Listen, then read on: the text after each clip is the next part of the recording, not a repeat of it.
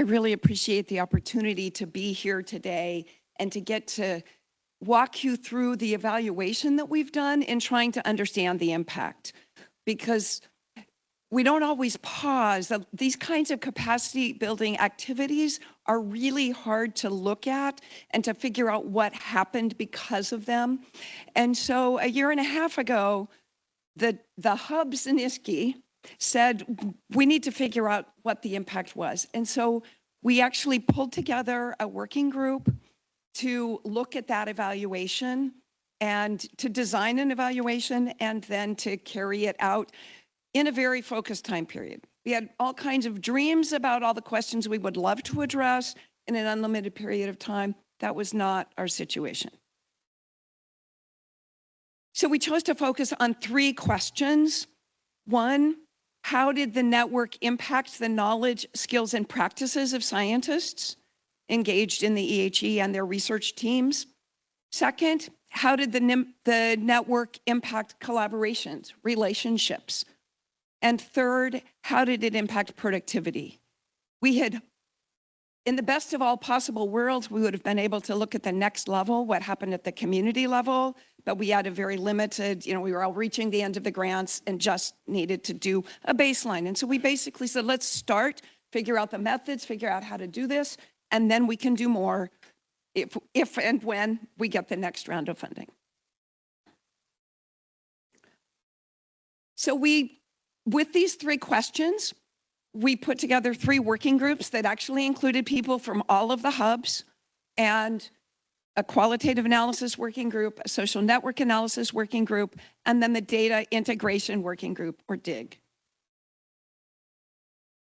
I'm going to start with that first question, impact on skills, knowledge, and practices, and with the work that the DIG team did. So the DIG team, data integration, looked at existing data, and they pulled together data that ISKI had collected on what happened with the hubs, what happened with the projects. A survey went out to every EHE project and said, when they first started, what's your level of IS competency? How much do you know about implementation science? How confident are you? And then that went back at the end to ask, how are you feeling about those competencies at the end of your supplement? And what we looked at was the change. We also brought in the hub records. So we went back to all the hubs and said, okay, so for each of the funded projects assigned to you, how many times did you meet with them? So that we could look at the dose of the hubs that they received. These are the 10 competencies that we used. They came out of a lit review and developing implementation science competencies for dissemination and implementation. And then we used the top 3 to calculate a consolidated measure. We couldn't do the knowledge based on all 10. We needed to have a consolidated measure that we could use. So then, looking at change in those 10, the key pieces here, the blue is advanced, the orange is beginner, there's more blue, the blue goes up, the orange goes down. And then on the far right, you see actually the increases in the advanced levels of knowledge. And so across those competencies, except for that one, differentiating between implementation science and related fields, every one of the other competencies went up. In addition, when we look at people that just have a beginner or intermediate level, so the ones that have capacity to grow, when we look at the changes there, we see that, interestingly, the greatest increases in knowledge were in the partnerships. We're in how to identify and develop sustainable partnerships. And in some ways, this speaks back to the funding opportunities that really emphasize that.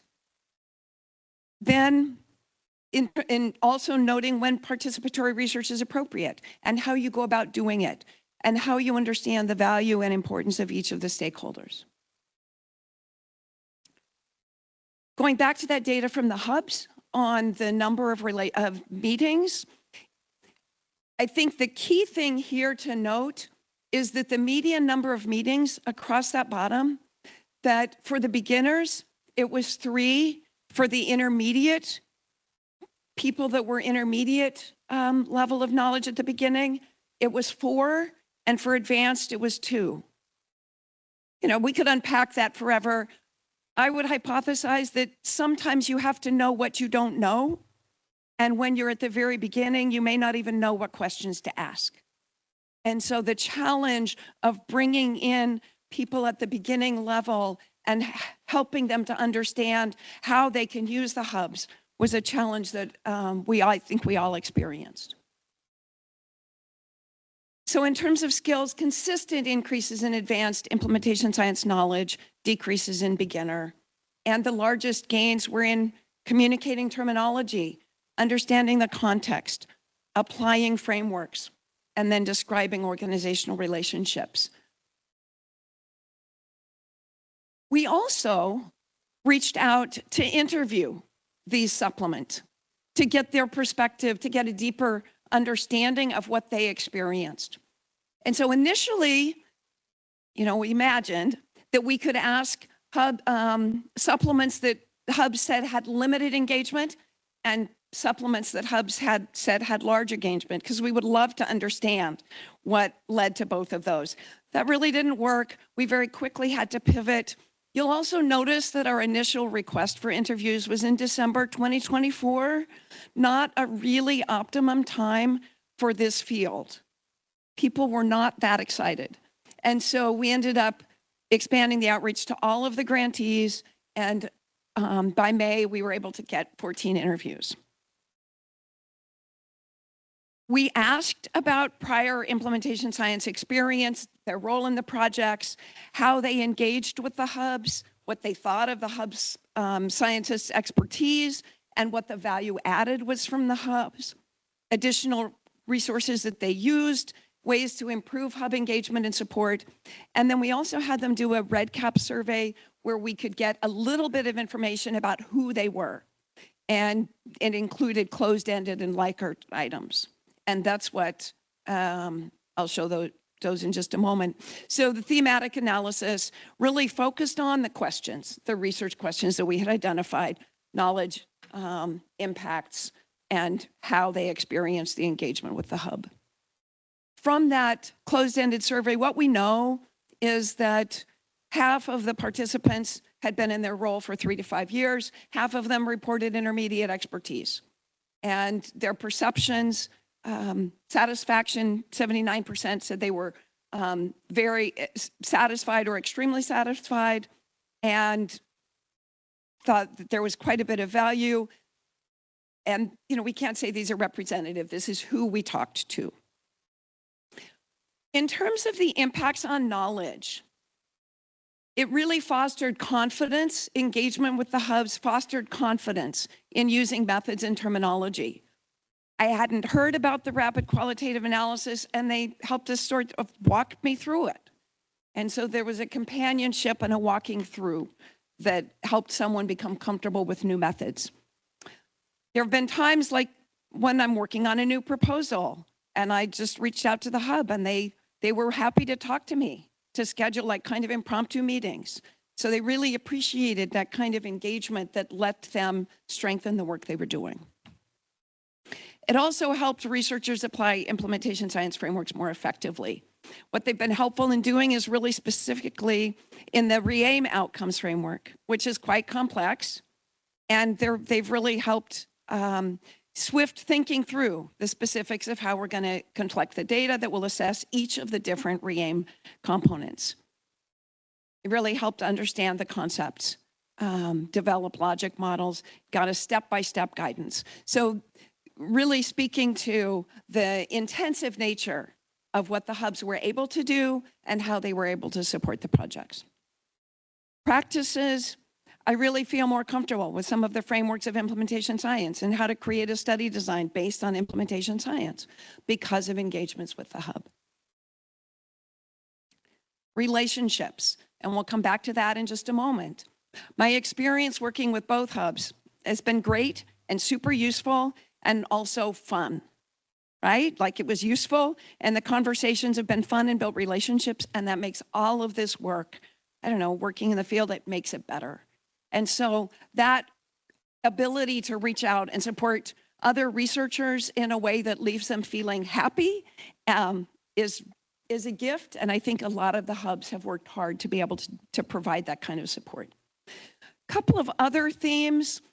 Engagement was shaped by institutional constraints, IRB applications, the deadlines and when it went in and when it was approved, and maybe they didn't even get moving forward until far into the timeline of their grant proposal.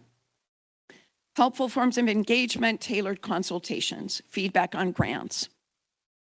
And just really calling out that sometimes it was the projects that needed to take the initiative to engage, that the hubs were there, but they knew, sometimes it's like myself, making the time to participate. Impact on knowledge and practices. Hub support strengthened the application of implementation science frameworks and methods, study planning, confidence, relationships, and it was really shaped by the engagement was shaped by constraints and the project stages. Going more deeply into those relationships. So key piece, this really is a network intervention, these connections, and acknowledging that, we decided to do a social network analysis. And the sample size is 265 people. That's all of the people that engaged, that received either an EHE supplement or were affiliated with one of the hubs, or both. We sent a long email out to all of them, 30 minutes plus, and that literally gave them a list of those 265 people and said, how many of these do you know? And if you checked anybody, then you got asked more questions about them. So we really appreciate all of the 140 that responded was a gift. And this was across the years, the different roles, and so on.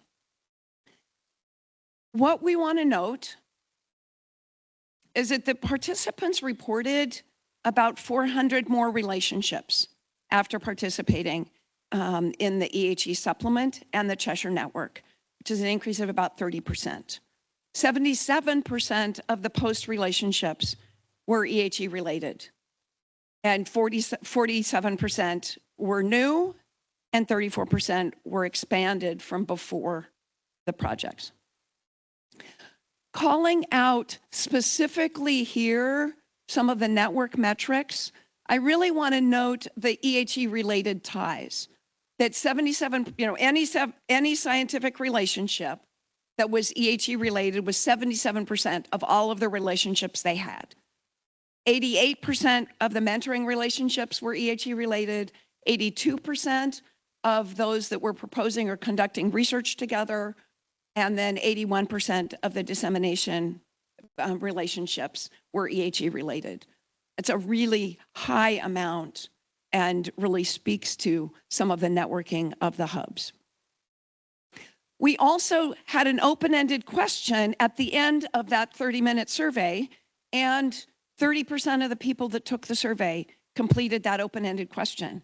And we asked any additional connections or collaborations, any stories, specific experiences. It's a really rich set of data. And I'm just calling out two. One person that said, I got to work at a drop-in community center with people that are homeless. And the supplement, I feel like these opportunities let us do research that is ecologically valid and respectful of the communities we want to serve. Second one really spoke to the career advancement opportunities that happened. The supplement grant led me meeting new people.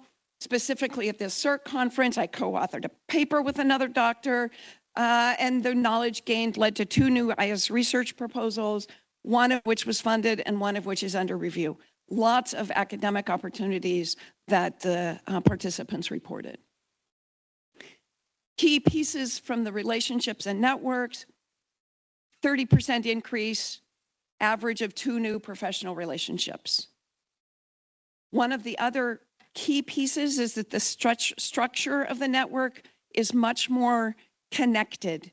At the end of this, people know more people, and there's fewer pinch points in the relationships. Perceived impacts, expanded IS and HIV collaboration networks, peer learning, and new community partnerships. Back to all those partnerships. Final piece I want to share is on productivity. We want to, these are those good academic metrics that we need. We went to NIH Reporter, PubMed, and to the ISKI reports. We looked at grant awards and peer-reviewed publications. And then we wanted to link productivity to Cheshire engagement, descriptive and trend analysis to be able to look at output growth over time. So we were looking at the impact of Cheshire, interactions with the hubs on productivity, grants and publications. We measured the interactions with the hub in 2 ways. One was the satisfaction, the other was the number of one-on-one meetings. We measured productivity by the number of federal grants awarded and the number of first author and last author C4 and ARC affiliated publications. Satisfaction, first of all, 84% reported being very satisfied or satisfied with working with the hub. And there's a higher number of the grants and first author publications among projects who were very satisfied or satisfied. There's also a higher level of publications among projects that were satisfied or very satisfied. And that trend holds when we stratify, when we pull it apart by baseline implementation science knowledge and by the project fiscal year, but I'm not showing all of those additional figures. In terms of number of meetings, so now we're going back to that other side of hub engagement, which is the number of meetings they had. The data there was a little less clear. Overall, as the number of meetings increases, the percentage of projects with more than one publication goes up, and it holds in beginner and intermediate, not advanced levels of knowledge. And I really just want to pull that piece together with a higher number of grants and first last author publications among the projects who were very satisfied or satisfied. And as the number of meetings with the hub increases, the percentage of projects with more than one first and last author publication increases. The hub engagement and the grants were a little bit more difficult to tease apart, and there's no 30-second soundbite there. I also want to call out one of the other things that we were able to pull together was that together we offered 947 one-on-one coaching consultations with the projects. Over 218 distinct learning opportunities, webinars, workshops, lectures, and seminars. 2 or more hubs co-sponsored 55 seminars, and continuous activity from 2019 to now, participation from across the US and internationally, and participation from a range of stakeholders. Key impacts, more IS knowledge. That it's clear that participants know more when they finished. There's more academic and community partnerships. There's greater productivity. More scientists with advanced knowledge, less with beginner, targeted hub support contributed to those improvements. Relationships, that 30% increase in collaborations, and it's related to the EHE engagement, more robust and distributed connectivity, and those new and stronger community partnerships. And then the productivity, more grants and publications among satisfied and very satisfied projects. So I want to acknowledge that this is work that was done by a huge team. The DIG team, led by Christine Kosrapor from UW, Jay Lee from UCLA, and all of the other people on that team. The qualitative working group, led by Carolyn Odette at Vanderbilt, and also filled with an amazing group of people. social network analysis led by Alex Morshed at Emory and the rest of us on that team. Funding.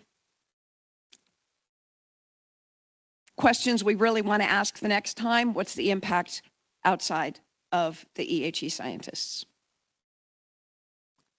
There you go.